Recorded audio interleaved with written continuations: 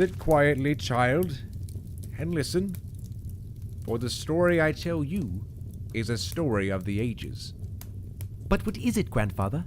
Is it a story of heroes and beasts? The grandfather looked patiently at the child. He was growing into a fine boy.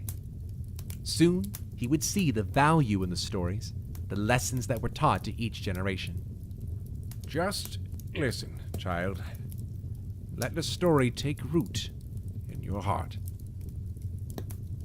In a time before now, long before now, when the Skald were new, there was peace in the land. The sun was hot, and the crops grew long, and the people were happy in the peace that the All-Maker provided. But the Skald grew complacent and lazy, and they took for granted the lands and all the gifts the All-Maker had given them. They forgot, or chose not to remember, that the adversary is always watching, and that he delights in tormenting the All-Maker and his chosen people. And so it was that the adversary came to be among the Skald. The adversary has many aspects. He appears in the unholy beasts and the incurable plague. At the end of seasons, we will know him as Thartog, the world devourer. But in these ages, he came to be known as the Greedy Man. The Greedy Man, that is what we call him, for to speak his name would certainly bring ruin on the people. Lived among the Skald for many months. Perhaps he was once just a man, but when the adversary entered into him, he became the Greedy Man, and that is how he is remembered. It came to be one day that the powers of the Skald left them. The strength left the arms of the warriors, and the shaman could no longer summon the beasts to their side. The elders thought that surely the All-Maker was displeased, and some suggested that the All-Maker had left them forever. It was then that the Greedy Man appeared to them and spoke. You of the Skald have grown fat and lazy. I have stolen the gifts of your All-Maker. I have stolen the oceans, so you will forever know thirst. I have stolen the lands and the trees and the sun, so your crops will wither and die. I have stolen the beasts, so you will go hungry. And I have stolen the winds, so you will live without the spirit of the All-Maker. And until one of you can reclaim these gifts, the Skald will live in misery and despair. For I am the Greedy Man, and that is my nature. And the Greedy Man disappeared. The members of the Skald spoke for many days and nights. They knew that one of them must retrieve the gifts of the All-Maker, but they could not decide who it should be. I cannot go, said the elder, for I must stay to lead the Skald and tell our people what is the law. I cannot go, said the warrior, for I must protect the Skald. My sword will be needed in case the Greedy Man reappears. I cannot go, said the shaman, for the people need my wisdom. I must read the portents and offer my knowledge. It was then that a young man called Aevar lifted his voice. He was strong of arm and fleet of foot, though he was not yet a warrior of the Skald. I will go, said Aevar, and the Skald laughed. Hear me out, the boy continued. I am not yet a warrior, so my sword will not be needed. I cannot read the portents, so the people will not seek my counsel. And I am young, and not yet wise in the ways of the law. I will retrieve the gifts of the All-Maker from the Greedy Man. If I cannot, I will not be missed. The Skald thought on this briefly, and decided to let Aevar go. He left the village the next morning to retrieve the gifts. Aevar first set out to retrieve the gift of water, so he traveled to the Water Stone. It was there the All-Maker first spoke to him.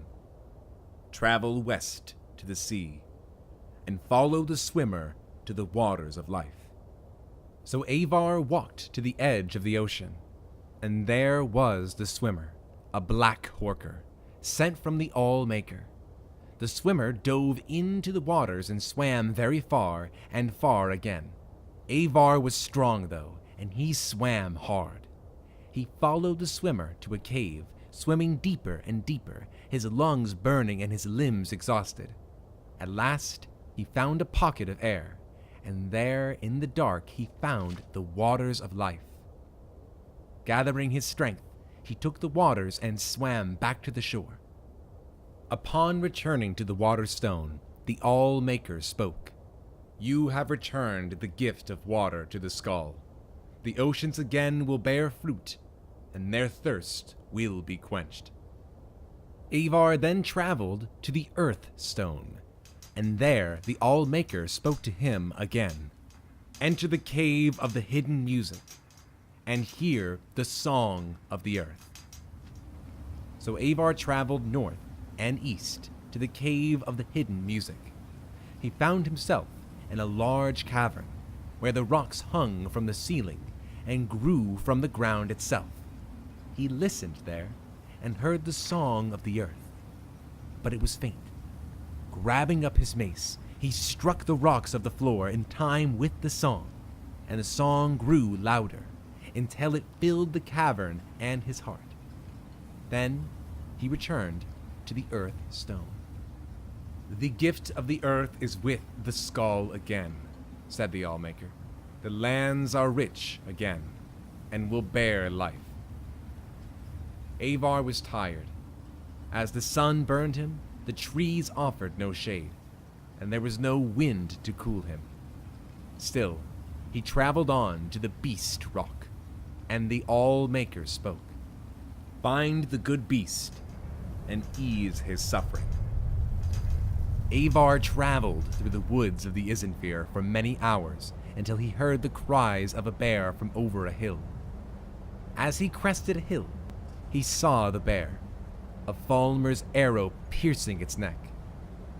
He checked the woods for the Falmer, for that is what they were, though some say they are not. And finding none, approached the beast. He spoke soothing words and came upon it, slowly saying, Good beast, I mean you no harm. The All-Maker has sent me to ease your suffering. Hearing these words, the bear ceased his struggles and laid his head at Aevar's feet. Aevar grasped the arrow and pulled it from the bear's neck. Using the little nature magic he knew, Aevar tended the wound, though it took the last bit of his strength. As the bear's wound closed, Aevar slept. When he awoke, the bear stood over him, and the remains of a number of the Falmer were strewn about. He knew that the good beast had protected him during the night. He traveled back to Beast Rock, the bear by his side, and the All-Maker spoke to him again. You have returned the gift of the beasts. Once again, the good beasts will feed the skull when they are hungry, clothe them when they are cold, and protect them in times of need. Aevar's strength had returned, so he traveled on to the Tree Stone, though the good beast did not follow him. When he arrived, the All-Maker spoke to him. The first trees are gone, and must be replanted. Find the seed, and plant the first tree. Aevar traveled again through the Herstang forest, searching for the seeds of the first tree, but he could find none. Then he spoke to the tree spirits, the living trees. They told him that the seeds had been stolen by one of the Falmer, for they are the servants of the adversary, and this Falmer was hiding them deep in the forest, so that none would ever find them. Aevar traveled to the deepest part of the forest, and there he found the evil Falmer, surrounded by the lesser tree spirits. Aevar could see that the spirits were in his thrall, that he had used the magic of the seeds and spoken their secret name. Aevar knew he could not stand against such a force, and that he must retrieve the seeds in secret. Aevar reached into his pouch and drew out his flint. Gathering leaves, he started a small fire outside the clearing where the Falmer and the ensorcelled spirits milled. All the Skald know the spirits' hatred of fires, for the fires ravage the trees they serve. At once, the nature of the spirits took hold, and they rushed to quell the flames. During the commotion, Aevar snuck behind the Falmer and snatched the pouch of seeds, stealing away before the evil being knew they were gone. When Aevar returned to the tree stone, he planted the tree in the ground, and the All-Maker spoke to him. The gift of trees is restored. Once again, the trees and plants will bloom and grow, and provide nourishment and shade. Aevar was tired, for the sun would only burn, and the winds would not yet cool him, but he rested briefly in the shade of the trees. His legs were weary, and his eyes heavy, but he continued on, traveling to the Sunstone. Again, the All-Maker spoke. The gentle warmth of the sun is stolen, so now it only burns. Free the sun from the halls of penumbra. And so Aevar walked west, over the frozen lands until he reached the halls of penumbra. The air inside was thick and heavy, and he could see no farther than the end of his arm. Still, he felt his way along the walls, though he heard the shuffling of feet, and knew that this place held the unholy beasts who would tear his flesh and eat his bones. For hours he crept along, until he saw a faint glow far at the end of the hall. There, from behind a sheet of perfect ice, came a glow so bright he had to shut his eyes, lest they would be forever blinded. He plucked the flaming eye from one of the unholy beasts and threw it at the ice with all his might. A small crack appeared in the ice, then grew larger. Slowly the light crept out between the cracks, widening them, splitting the ice wall into pieces. With a deafening crack, the wall crumbled, and the light rushed over Aevar and through the halls. He heard the shrieks of the unholy beasts as they were blinded and burned. He ran out of the halls, following the light, and collapsed on the ground outside. When he was able to rise again, the sun again warmed him, and he was glad for that. He traveled back to the Sunstone, where the All-Maker spoke to him. The gift of the sun is the Skald's once again. It will warm them and give them light. Aevar had one final gift he had to recover, the gift of the winds. So he traveled to the Wind Stone, far on the western coast of the island. When he arrived, the All-Maker spoke to him, giving him his final task. Find the greedy man, and release the wind from its captivity. So, Aevar wandered the land in search of the greedy man. He looked in the trees, but the greedy man did not hide there, nor did he hide near the oceans or the deep caves, and the beasts had not seen him in the dark forests. Finally, Aevar came to a crooked house, and he knew that here he would find the greedy man. Who are you? Shouted the greedy man. You would come to my house. I am Aevar of the Skull. I am not a warrior, a shaman, or an elder. If I do not return, I will not be missed.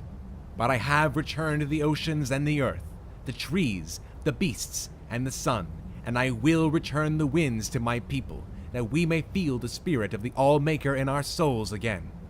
And with that he grabbed up the greedy man's bag and tore it open. The winds rushed out with gale force, sweeping the greedy man up and carrying him off far from the island. Aevar breathed in the winds and was glad. He walked back to the Windstone, where the All-Maker spoke to him a final time.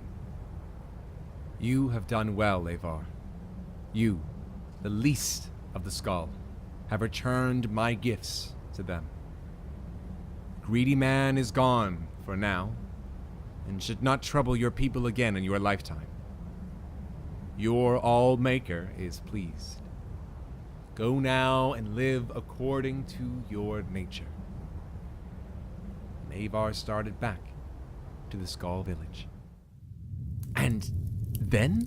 What happened, grandfather? What do you mean, child? He went home. No, when he returned to the village. Was he made a warrior? Or taught the ways of the shaman? Did he lead the skull in battle? I do not know. That is where the story ends. But that is not an ending. That is not how stories end. Is it not?